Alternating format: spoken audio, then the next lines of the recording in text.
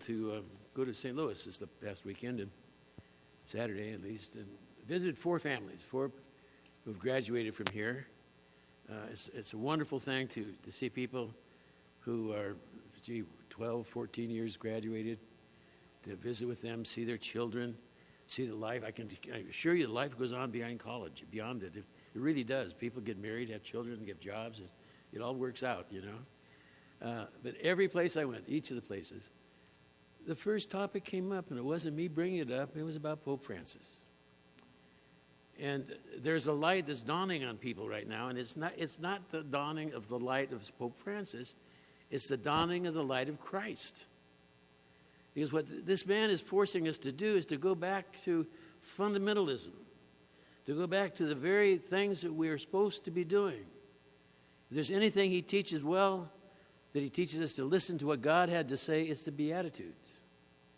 He is a man of the Beatitudes. He is saying, listen to what Christ says on how we're supposed to treat one another.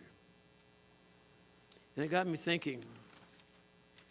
I know most all of you have heard this expression, God is a verb, okay? God is a verb. God acts, and his actions are love. For God, love is not a feeling, you know. I'm not sitting there feeling love for you all. When God loves, he does, okay? When God loves, he creates. And if you have any notion of what the Trinitarian life was, that we talk about so often, that life of Father, Son, and Spirit spiraling, loving one another, so infinitely powerful, it spins out of control and spins a created world that you and I live in. This is what love does. It acts, it creates. This love draws, not only it creates, but then it draws back what is created. I am a selfish God, he says. I want back what I've given out. I want you to come home to me. And so he's implanted in each and every one of us and every creature that has any kind of life at all, that drive to come back to the Creator. It's innate. We need to come home. And if we don't come home, if we're not on the way, then we are incomplete. And our lives begin to feel broken, and we don't have a purpose, and we begin to act like they did in that second reading, abusing each other, laughing drunkenly at the Eucharist, and not knowing where they were going.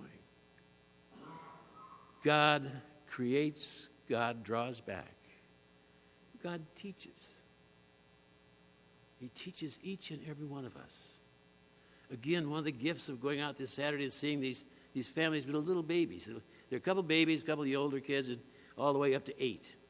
And the little one just reaching out and grabbing something. And of course, with the baby, they got to taste it to make sure it's real. You know, instead of chomping on all this stuff. Learning from the world around it. Gathering all this information. You know, what is that child catching from the aromas around it, from the tactile things that it reaches, that it can feel with its lips, its tongue. The world teaches. God teaches. These kids' parents teach. Their brothers and sisters, their family, their friends. All teach. And that is God acting in this world. And when there are things that happen that bring illness to us, God heals. The wonderful thing about seeing this man that I saw, he has a serious cancer, 34 years old. But it looks good. And all we've done is been able to pray about it. And it was so wonderful to go there and to be with him, his parents and his wife and his kids, and to have a sacrament of healing, and to know that God was with him in a most intimate and powerful way. God heals. God touches. And he heals through you and me. He healed through that family gathered, through the God that was focused there, through that sacrament that we have, that sacrament of healing. God heals. God knows no boundaries. He heals everyone. He teaches everyone. He doesn't say you're worth it and you're not worth it. You are all worth it. I've gone to some performances that little kids have done over at Mary Immaculate. I hope there's no Mary Immaculate parents around there. Some of them are horrible. But they're beautiful. And the look on their parents' face is just incredible. That's my baby. And the kid may be screeching, but that's still my baby.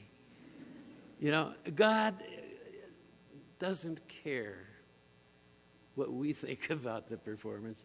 He loves that child as that parent loves that child, and that screech is a song, and the dance is beautiful, and that's how God sees us. We have to understand that. That's our God. This God holds nothing against us. Anything we do wrong, He blinks it away. He forgives. And He gives us the power to forgive also.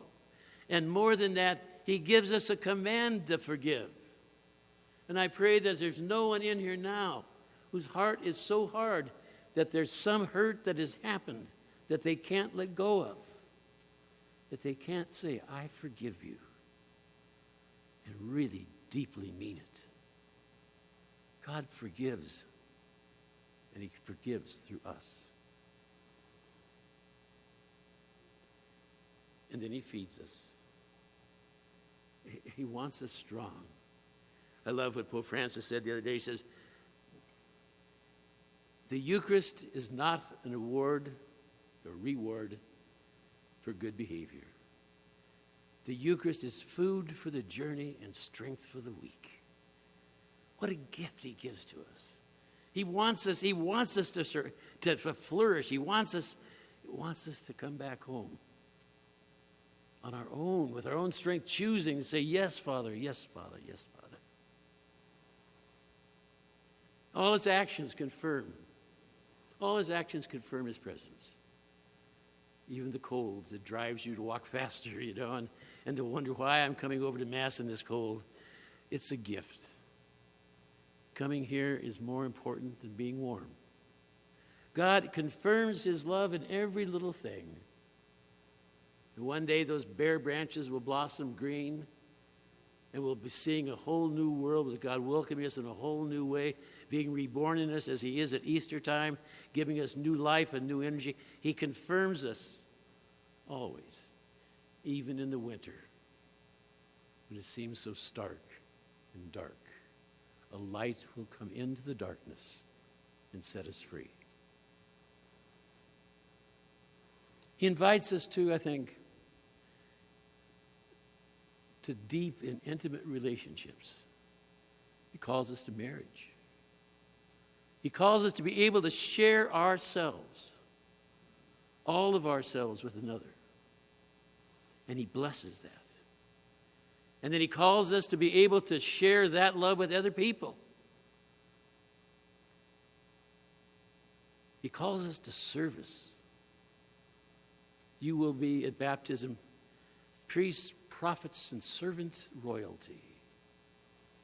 All of us called to service. So when I think about these readings today, I think about this light that shines in the darkness. I think about what is happening today. It is Christ. It is not Francis. It is Christ calling us to do something. Love is an action. Love isn't sitting there saying, oh, I love this or I love... No, love is getting up and doing something. So challenge yourselves in this semester to love and to put that love into action.